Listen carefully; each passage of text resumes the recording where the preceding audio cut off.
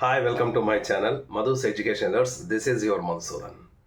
ఈరోజు ఈ వీడియోలో ఇంజనీరింగ్ ఫస్ట్ ఇయర్ చదువుతున్నటువంటి స్టూడెంట్స్ అందరికీ కూడా ఇంజనీరింగ్ని ఎలా చదివితే మనం ఈజీగా పాస్ అవ్వచ్చు, అసలు ఫస్ట్ ఇయర్ నుంచి మనం ఎలా ప్రిపేర్ అవ్వాలి, టోటల్గా ఇంజనీరింగ్ స్ట్రీమ్ అనేది ఎలా ఉంటుంది, వీటన్నిటికి సంబంధించి మనం క్లియర్గా ఒక ఐడియా ఈ వీడియోలో మీకు షేర్ చేస్తున్నాను. సో ఎవరైనా ఫస్ట్ టైంగా నా ఛానల్ చూసినట్టయితే ప్లీజ్ సబ్స్క్రైబ్ మై ఛానల్. ఇక విషయంలోకి వెళ్దాం. ఇంజనీరింగ్ అనేది ప్రతి ఒక్కరి యొక్క చాలామందికి ఇది ఒక కళ. ఇంజనీరింగ్ ఈజీగా పూర్తి చేయాలి, ఇంజనీరింగ్ చదువుకోవాలి, ఒక మంచి లైఫ్లో సెటిల్ అవ్వాలి అన్న ఒక ఆలోచన స్టూడెంట్లో కూడా చాలా వరకు ఉంటుంది. మరి ఇటు ఆంధ్ర అటు తెలంగాణ రెండు రాష్ట్రాల్లో కూడా కౌన్సిలింగ్స్ అనేవి అయిపోయి, ఆంధ్రాలో థర్డ్ ఫేజ్ కూడా కంప్లీట్ అయిపోయింది, తెలంగాణలో అయితే మరొక ఫేజ్ ఎక్స్ట్రా ఫోర్త్ ఫేజ్ కూడా కంప్లీట్ అయింది. సో 4 ఫేజెస్ కూడా కంప్లీట్ అయిపోయి ఆల్మోస్ట్ మ్యాక్సిమం స్టూడెంట్స్ అందరూ కూడా ఎక్కడ పడితే అక్కడ సెటిల్ అయ్యి ఉంటారు. ఇక స్పాట్ అడ్మిషన్స్ మీద ఎవరైనా కేటగిరీ బి మీద జాయిన్ అవ్వాల్సినటువంటి కొద్దిమంది స్టూడెంట్స్ మాత్రం ఇంకా ఉంటుంటారు. సో మ్యాక్సిమం ఇంజనీరింగ్ కాలేజెస్లో జాయిన్ అవ్వడం జరిగింది, అదేవిధంగా క్లాసెస్ స్టార్ట్ అవ్వడం కూడా జరిగిపోయింది. మరి ఇప్పుడు మనకి ఇంజనీరింగ్ చదవాలనుకునే స్టూడెంట్స్ ఎలా ప్రిపేర్ అవ్వాలి, అసలు ఇంజనీరింగ్ అనేది ఎలా ఉంటుంది, దాని గురించి ఒకసారి మనం గమనించినట్టయితే, మనం కాలేజీ జాయిన్ అయినప్పుడు అక్కడ కాలేజీ కొత్త, అక్కడ ఉండే ఫ్యాకల్టీ కొత్త, మీట్ చేసే ఫ్రెండ్స్ కొత్త వాళ్ళు, అలాగే ప్లేస్ కొత్త, ఒక హాస్టల్ తీసుకుంటే హాస్టల్ కొత్త, సబ్జెక్ట్స్ కొత్త, టోటల్గా ఎంటైర్ అంతా కొత్త వాతావరణంలోకి మీరు అడుగు పెడుతున్నారు. మరి అటువంటి వాతావరణంలో అడుగు పెట్టేటప్పుడు ఇంజనీరింగ్ అనేది ఎలా చదువుకోవాలి, ఎలా ప్రిపేర్ చేసుకుంటే మనం ఈజీగా పాస్ అవుతాం, దానికి తెలుసుకోవాలంటే ఫస్ట్ మనం గమనించాల్సింది ఏంటంటే, ఇంటర్ చదివినటువంటి మీ చదువుకి ఇంజనీరింగ్ చదువుకి చాలా వేరియేషన్ ఉంటుంది. అది ముందు మనం గ్రహించాలి. ఎందుకంటే 10th క్లాస్ ఎవరైనా చదివే వాళ్ళు కానీ ఇంటర్మీడియట్ చదివే వాళ్ళు, వాళ్ళకి ఇయర్ వైజ్ స్ట్రీమ్లో ఎగ్జామినేషన్ ఉంటుంది. అంటే మార్చిలో కానీ ఏప్రిల్లో కానీ ఒకేసారి ఫైనల్గా ఇయర్ మొత్తం మీద ఒకే ఒక ఎగ్జామ్ ఉంటుంది. బట్ ఇంజనీరింగ్లో అలా ఉండదు. ఇంజనీరింగ్ అనేది ఒక సెమిస్టర్ వైజ్గా జరుగుతుంది. అంటే సెమిస్టర్ వైజ్గా ఒక ఇయర్ తీసుకున్నట్టయితే 2 సెమిస్టర్స్గా భాగాలు చేసి మనకి ఎగ్జామినేషన్స్ జరుగుతున్నాయి. సో ఇంకా అంతేకాకుండా 10th క్లాస్ ఇంటర్మీడియట్ స్టడీస్లో ఎలా ఉంటుందంటే, మనకి యూనిట్ టెస్ట్లు అనేవి జరుగుతాయి. ఈ యూనిట్ టెస్ట్స్ అనేవి కేవలం మీ తాలూకా స్కిల్ ఎలా ఉంది, మీ తాలూకా పెర్ఫార్మెన్స్ ఎలా ఉందో టెస్ట్ చేయడం కోసం మీ లెక్చరర్స్ టీచర్స్ కండక్ట్ చేసినటువంటి ఎగ్జామ్సే తప్ప ఆ మార్క్స్ అనేవి మనకి ఫైనల్ ఎగ్జామ్లో కలవు. బట్ వేరేజ్ ఇన్ ఇంజనీరింగ్ ప్రతి ఎగ్జామ్ కూడా ఇక్కడ ఇంపార్టెంటే. మీకు అటువంటి యూనిట్ టెస్ట్ లాంటివి ఇక్కడ మిడ్ ఎగ్జామినేషన్స్ అనేవి జరుగుతాయి. సో ఈ మిడ్ ఎగ్జామినేషన్స్లో మార్క్స్ అనేవి చాలా యూస్ఫుల్ అవుతాయి. ఖచ్చితంగా ఈ మార్క్స్ అన్నీ కూడా మీకు ఫైనల్ ఎగ్జామ్లో యాడ్ అవుతాయి. సో ఈ ల్యాబ్స్తో పాటు ఎన్సిసి, ఎన్ఎస్ఎస్, స్పోర్ట్స్, అలాగే scouts and guides, health and wealth, అలాగే కమ్యూనిటీ డెవలప్మెంట్, ఇలా డిఫరెంట్ యాక్టివిటీస్ అనేవి ఉంటాయి. ఈ ప్రతి యాక్టివిటీకి కూడా క్రెడిట్స్ అనేవి ఉంటాయి. క్రెడిట్ స్కోరింగ్ వచ్చేటటువంటి యాక్టివిటీస్ ఇవన్నీ కూడా.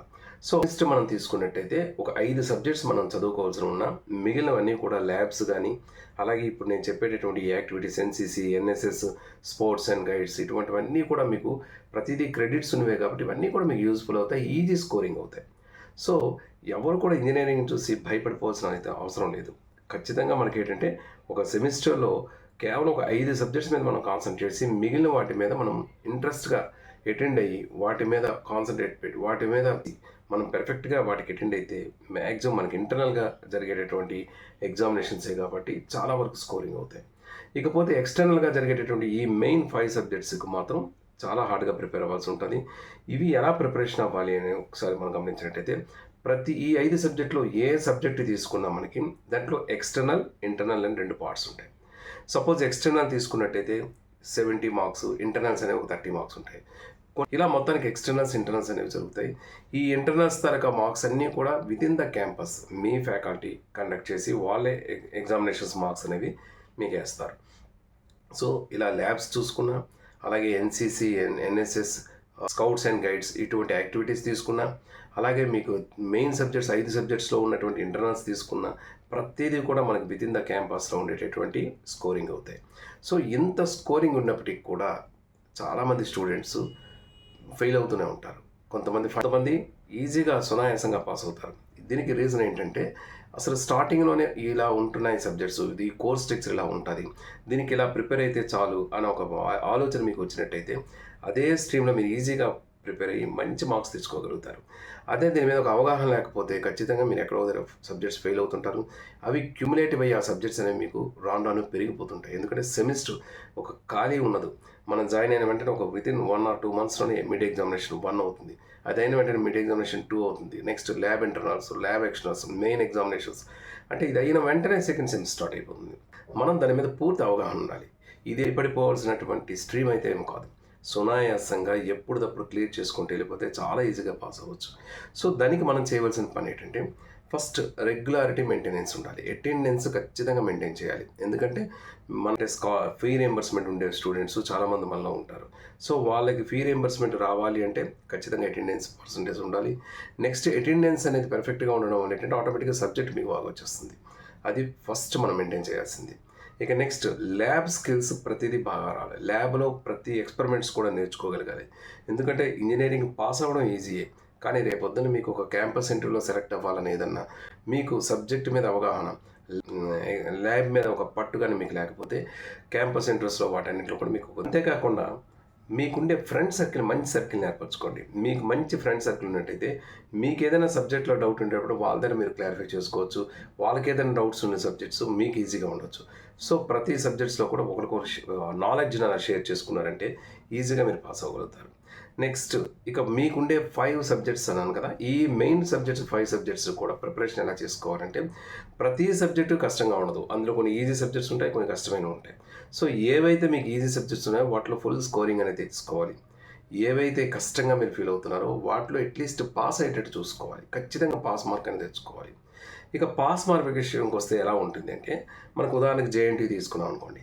జేఎన్టీయూకే తీసుకున్నట్టయితే జేఎన్టీయూ కాకినాడ మనకి 100 మార్క్స్ ఒక సబ్జెక్ట్ పేపర్ ఉంటే అందులో 70 మార్క్స్ ఎక్స్టర్నల్ ఉంటుంది, 30 మార్క్స్ ఇంటర్నల్స్ ఉంటుంది.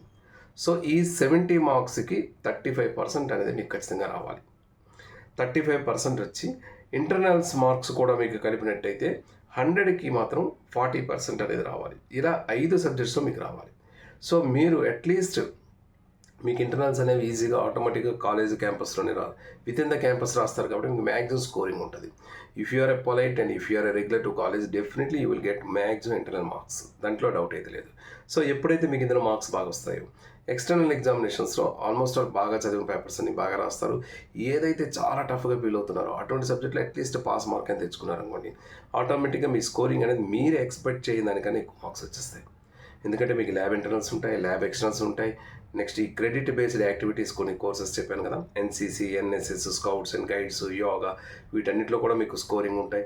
వీటన్నిటితో పాటు మిడ్ ఎగ్జామినేషన్స్ మార్క్స్, ఇవన్నీ కూడా మార్క్స్ అన్నీ కూడా మీకు యాడ్ అయిపోయి ఒక్కసారిగా మీ పర్సంటేజ్ అనేది చాలా ఎక్కువ ఉంటుంది, చాలా ఎక్కువగా మీకు అనిపిస్తుంది. కాబట్టి ఈజీగా ఒక ఆలోచనతో మీరు అసలు మీ కోర్స్ స్ట్రక్చర్ ఏంటి, మీ సిలబస్ ఏంటి, అసలు ప్యాటర్న్ ఏంటి అనేది టోటల్గా మీరు తెలుసుకొని కానీ ప్రిపేర్ అయితే డెఫినెట్గా మీరు మంచి సక్సెస్ అనేది మాత్రం ఫస్ట్ సెమిస్టర్ వస్తారు. ఎప్పుడైతే ఫస్ట్ సెమిస్టర్లో మీరు ఈజీగా పాస్ అయ్యారో ఆటోమేటిక్గా మీకు ఒక ఎనర్జీ అనేది ఆటోమేటిక్గా వచ్చేస్తుంది. మిగిలిన రిమైనింగ్ సబ్జెక్ట్స్ అన్ని, రిమైనింగ్ సెమిస్టర్స్ అన్నీ కూడా ఈజీగా పాస్ అవుతారు. మీకుండే 4 ఇయర్స్లో 8 సెమిస్టర్స్లో ఓన్లీ 7 సెమిస్టర్స్ వరకు ఎగ్జామ్స్ రాస్తారు. 8th సెమిస్టర్ అనేది ఇంటర్న్షిప్ ప్రాజెక్ట్ అనేది ఉంటుంది. సో దాన్ని డైరెక్ట్గా ఆ ఎగ్జామినేషన్ ఉంటుంది కాబట్టి మీకు ఈ 7 సెమిస్టర్స్ ఎగ్జామినేషన్ సబ్జెక్ట్స్ మాత్రం చాలా కేర్గా చదువుకోండి. స్టార్టింగ్ నుంచి ఎటువంటి బ్యాక్లాగ్స్ లేకుండా ప్రిపేర్ అవ్వండి. డెఫినెట్గా మీరు ఈజీగా పాస్ అవుతారు. మంచి స్కోరింగ్ అనేది మాత్రం తెచ్చుకోగలుగుతారు. నేను ఉంటాను. ఇకపోతే ఈ వీడియో కానీ మీకు నచ్చినట్టయితే please like, share and comment on this video. అలాగే దీనికి సంబంధించి మీకు ఏమైనా డౌట్స్ ఉన్నట్టయితే కామెంట్ బాక్స్లో షేర్ చేయండి. తప్పకుండా